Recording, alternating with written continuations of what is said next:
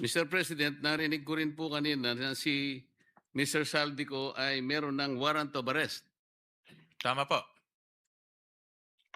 Bakit po si dating speaker wala pa? Wala pa hong kaso sa Sandigan Bayan, Mr. President. So, yung Akala ko Saldi po- ko, ang pagkaalam ko ho, ito yung mga unang kasong ifinal ho sa kanya. Ang alam ko po isa sa ginamit po na katibayan ng pagsasampa ng kaso ay sworn statement ni Orly Gutesa, President. Kaming salamat po. Thank you. Hindi po ba ninyo ginamit yung kamakailan lang ay pagpapahayag ni Representative Saldico na ipinadaan niya sa kanyang mga video recordings? Well, Mr. President, una-una hindi ho yung sworn statement at sa video recording lang ho niya ginawa.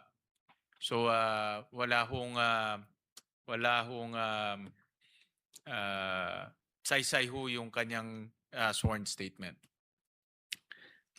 Wala pong saysay yung kanyang statement. Hindi pala siyang sworn. Sorry, Mr. President.